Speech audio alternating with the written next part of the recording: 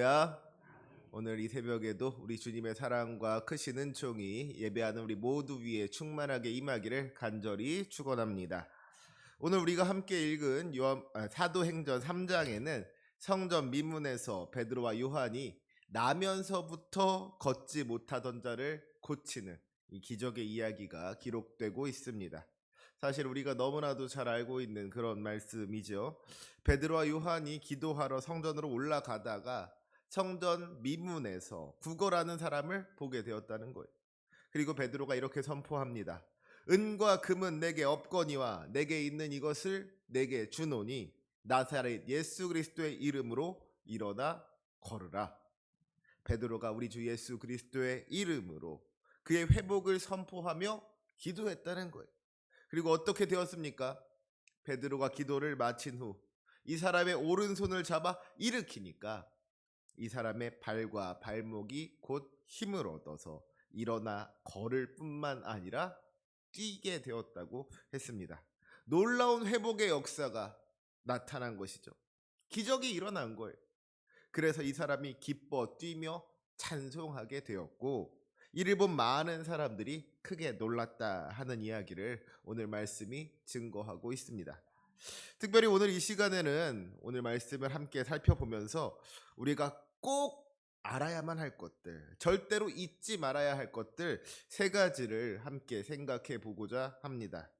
그 첫 번째는 우리 인생의 문제들 앞에서 우리가 믿고 의지해야 할 것은 오직 우리 하나님이시다 하는 겁니다.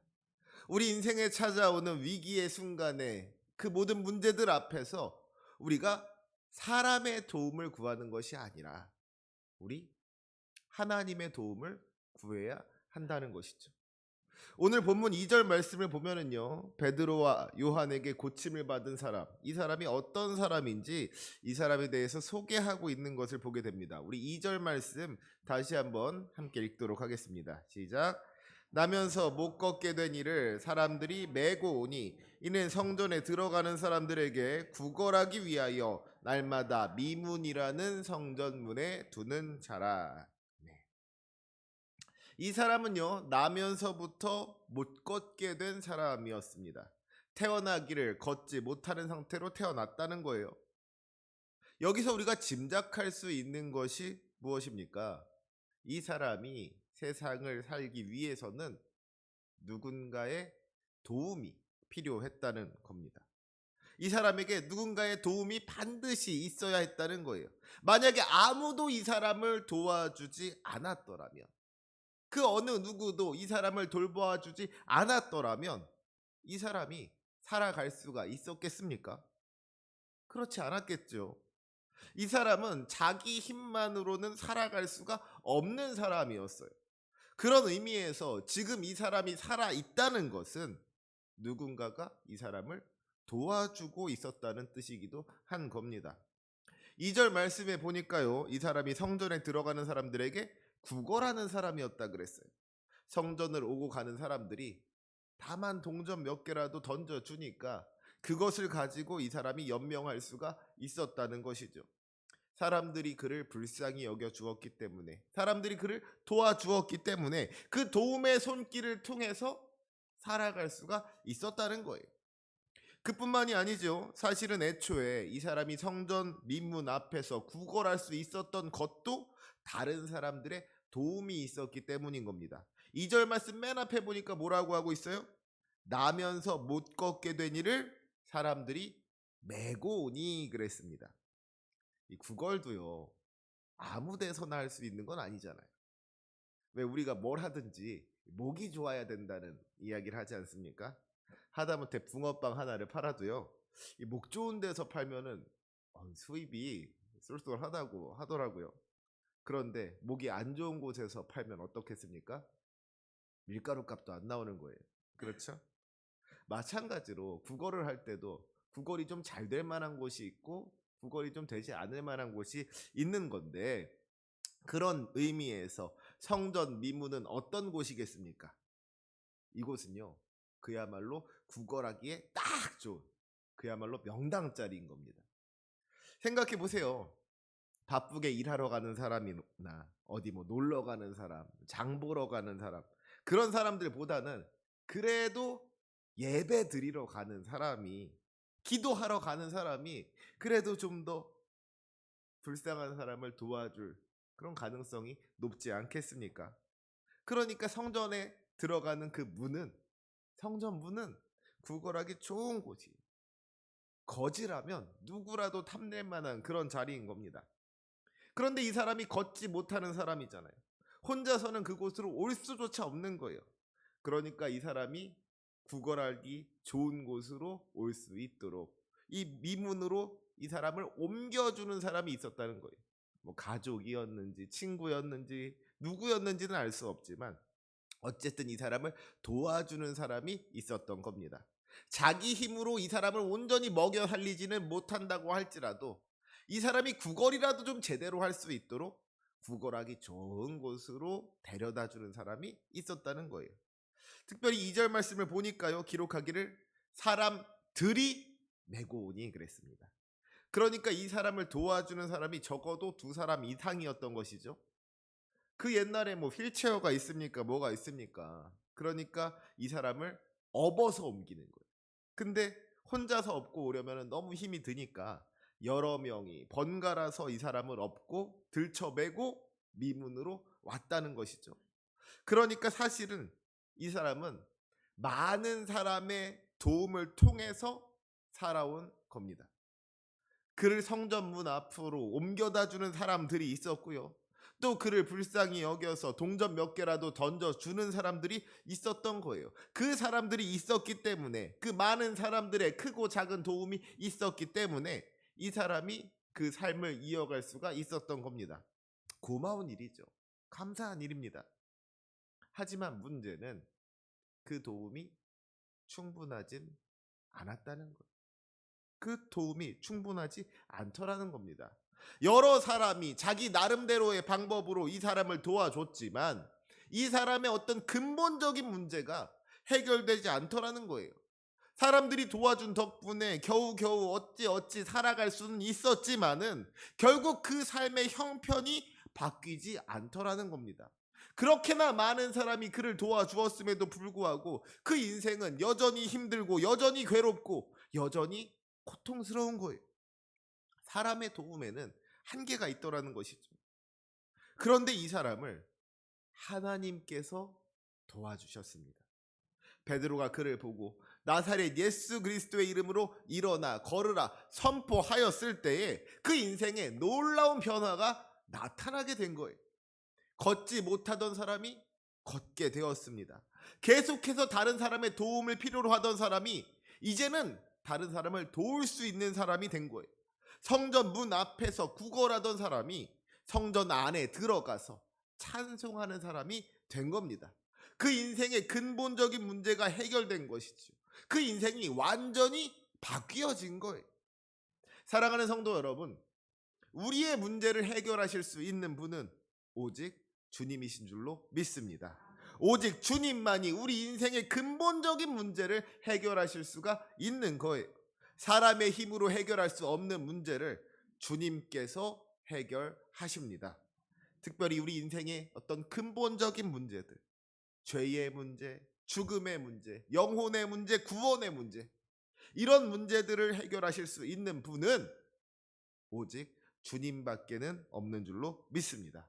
우리 주 예수 그리스도의 이름을 의지할 때에 하나님의 능력으로 말미암아 우리 인생의 모든 문제가 해결되는 줄로 믿습니다. 그렇게 우리가 우리 인생의 문제가 찾아왔을 때 시련과 고난 앞에서 괴로움 가운데에서 슬픔 가운데에서 우리가 찾아야 할 것은 오직 주님이신 줄로 믿습니다. 사람의 도움을 구하는 것이 아니라 우리 주님을 의지하는 것이 그 모든 문제 해결의 시작이라는 것을 분명하게 알아야 하는 거예요. 바라기는 이 시간 예배하는 우리 모두가 사람을 의지하는 것이 아니라 예수님을 의지함으로 말미암아 그 믿음으로 살아갈 수 있으시기를 주님의 이름으로 축원합니다. 두 번째로 우리가 알아야 하는 것은요, 우리 주님이 우리가 구한 것보다 더 좋은 것을 주시는 분이시다 하는 겁니다. 우리의 필요를 아시는 분님께서 우리에게 가장 좋은 것을 주신다는 거예요.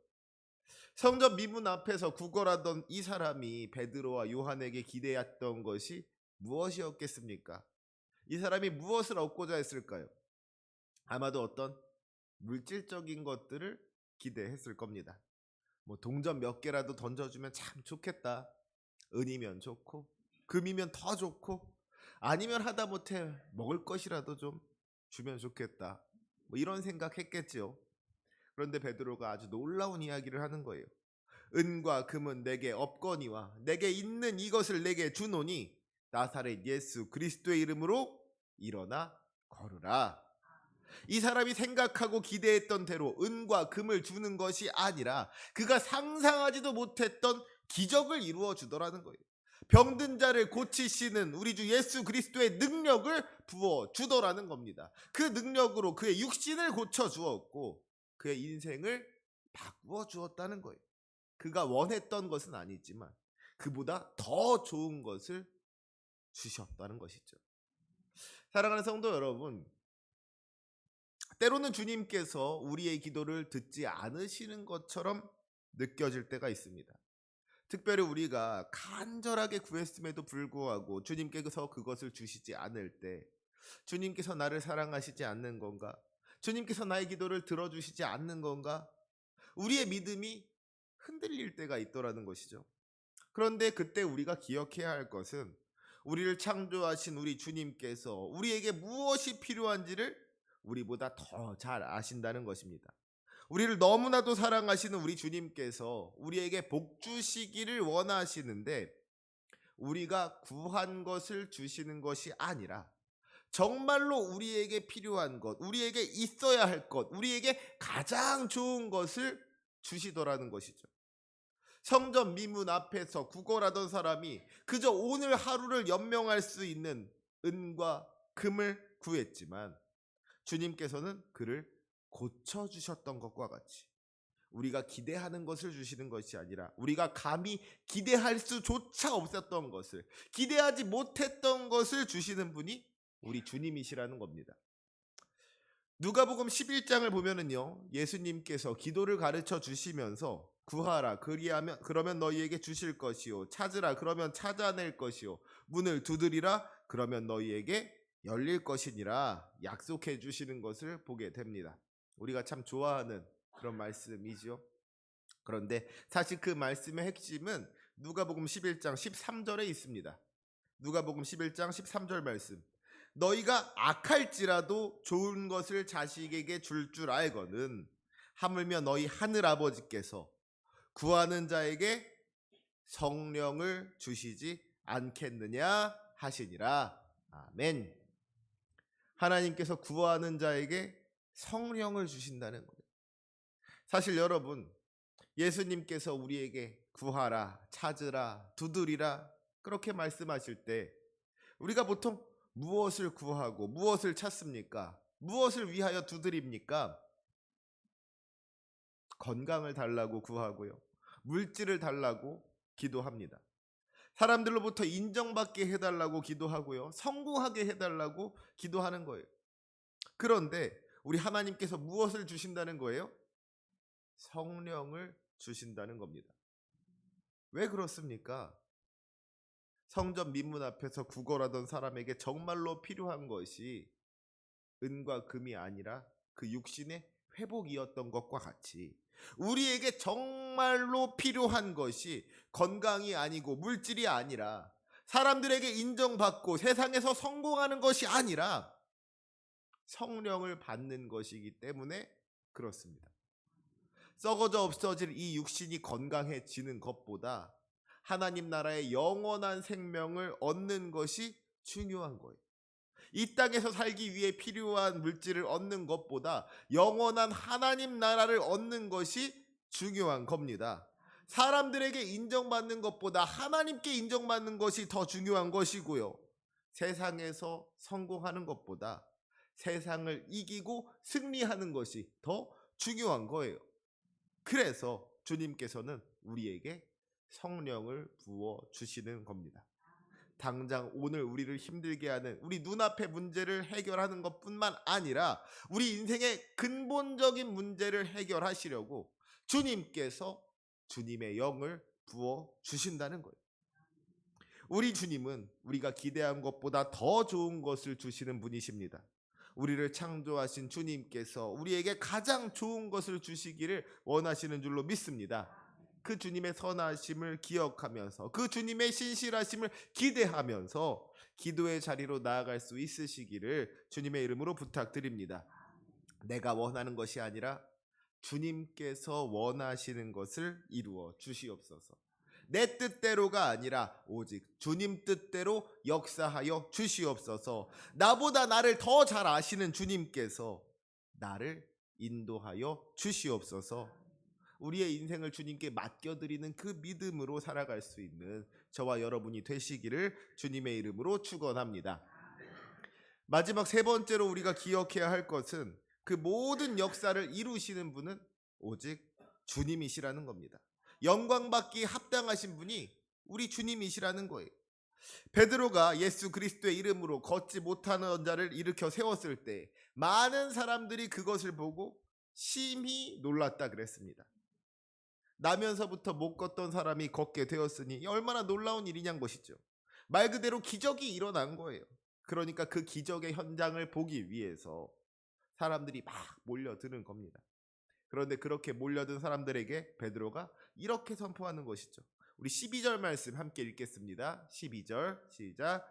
베드로가 이것을 보고 백성에게 말하되 이스라엘 사람들아 이 일을 왜 놀랍게 여기느냐. 우리 개인의 권능과 경건으로 이 사람을 걷게 한 것처럼 왜 우리를 주목하느냐. 베드로가 못 걷는 사람을 걷게 했다고, 베드로가 이 사람을 고쳤다고 사람들이 베드로를 주목하는데 바로 그 순간에 베드로가 선포하는 거예요. 사람들아 이 일을 왜 놀랍게 여기느냐. 우리 개인의 권능과 경건으로 이 사람을 걷게 한 것처럼 왜 우리를 주목하느냐. 자기가 이 사람을 걷게 한 것이 아니라는 겁니다. 자기의 능력으로 이 사람을 걷게 한 것이 아니라는 거예요. 이 모든 일이 주님께서 하신 일이니 우리를 주목하지 말고 하나님을 바라보라고 그렇게 선포하고 있더라는 것이죠. 사랑하는 우리 성도 여러분, 우리가 항상 기억해야 할 것은 모든 능력과 권세가 오직 주님께 있다는 것입니다. 베드로는 우리 주님께서 사용하시는 우리 하나의 도구에 불과했던 것이죠. 하나님께서 베드로를 통해서 일하신 것이지 베드로에게 어떤 능력이 있는 게 아니었다는 거예요.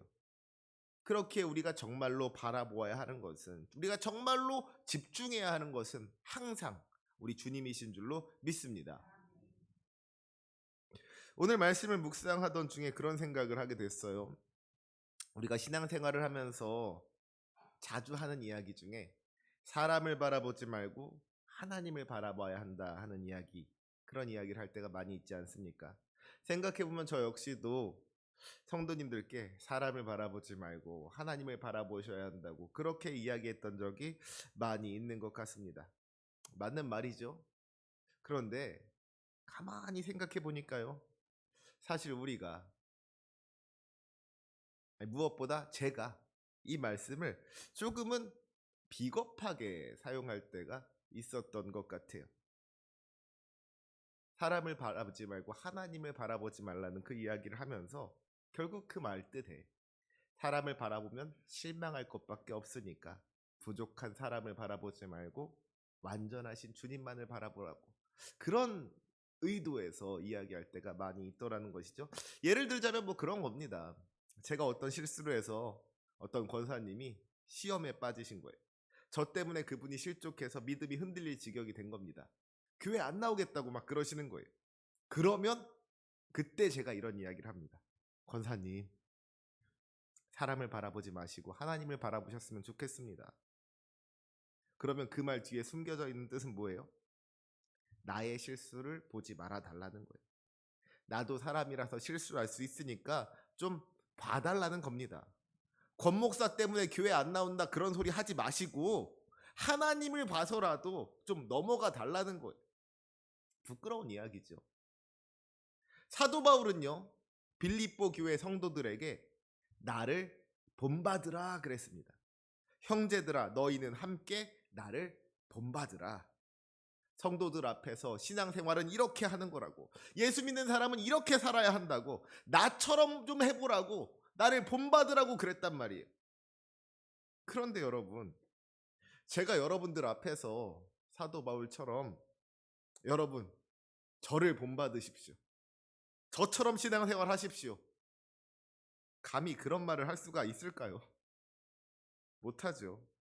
제가 어떻게 그런 말을 할 수가 있겠어요? 솔직히 목사라고는 하지만 참 많이 부족한 사람이라서 제가 오히려 여러분들을 보면서 도전을 받고 또 배울 때가 얼마나 많이 있는지 모릅니다. 나도 우리 장로님처럼 신앙생활 해야 되는데, 나도 우리 권사님처럼 신앙생활 해야 되는데, 나도 우리 집사님의 열심을 본받아야 되는데, 이런 생각을 하게 될 때가 더 많이 있더라는 거예요. 부끄러운 모습이죠. 그러니까 자꾸 하나님 뒤로 숨게 되는 거예요. 저 보지 마시고 우리 하나님 보세요. 제가 좀 부족하고 못났어도 저 보지 마시고 우리 하나님 바라보세요. 사람을 보지 말고 하나님을 보라는 말을 어떤 저의 부족함과 연약함을 가리기 위한 용도로 사용할 때가 있더라는 겁니다. 그런데 오늘 말씀을 보니까요, 이 말씀이 그럴 때 쓰는 말이 아니더라고요. 베드로는 이 말을 그렇게 사용하지 않았더라고요. 베드로가 저 사람들을 고쳤다고, 사람들이 베드로를 칭찬하고 높이는 그 순간에, 가만히 있으면 자기가 영광받을 수 있는 바로 그 순간에 사람을 보지 말고 하나님을 보라는 말을 하고 있는 겁니다. 이스라엘 사람들아, 이 일을 왜 놀랍게 여기느냐? 우리 개인의 권능과 경건으로 이 사람을 걷게 한 것처럼 왜 우리를 주목하느냐? 너희가 주목해야 할 것은 우리가 아니라, 내가 아니라 하나님이시다. 하나님께서 이 사람을 걷게 하신 것이다. 그러니 우리가 아니라 하나님을 바라봐라. 영광의 순간에 그 모든 영광을 하나님께 돌리고 있는 겁니다. 참 멋있지 않습니까? 사람이 아니라 하나님을 바라보라는 말은 정말 이럴 때 해야 하는 것인 줄로 믿습니다. 사랑하는 성도 여러분, 때때로 인생을 살아가다 보면은요, 주님께서 우리를 높여주실 때가 있습니다. 우리가 영광을 받을 그날이 반드시 있을 거예요. 주님께서 우리에게 그 영광을 허락하여 주실 때가 반드시 있을 줄로 압니다. 그런데 그때에 교만하지 마시기 바랍니다. 마치 자기의 힘과 능력으로 혹은 자기의 수고와 열심으로 그 모든 것들을 이뤄낸 것처럼 생각하고 자기가 높임 받으려고 해서는 안 된다는 거예요. 그 모든 것들이 하나님의 은혜요, 하나님의 능력이라는 것을 분명하게 기억하면서 오직 하나님께 영광 돌릴 수 있는 저와 여러분이 되시기를 주님의 이름으로 축원합니다. 오늘 말씀을 통해서 우리 세 가지를 함께 살펴봤어요. 첫 번째로, 사람의 도움이 아니라 하나님의 도움을 구해야 합니다. 두 번째로, 우리 하나님은 우리가 구한 것보다 더 좋은 것을, 가장 좋은 것을 주시는 분이십니다. 마지막 세 번째, 역사를 이루시는 분, 그리하여 영광 받기에 합당하신 분은 오직 주님이십니다. 오늘 이 세 가지 기억하면서 믿음으로 살아갈 수 있는 저와 여러분이 되시기를 주님의 이름으로 축원합니다. 아멘. 기도하시겠습니다.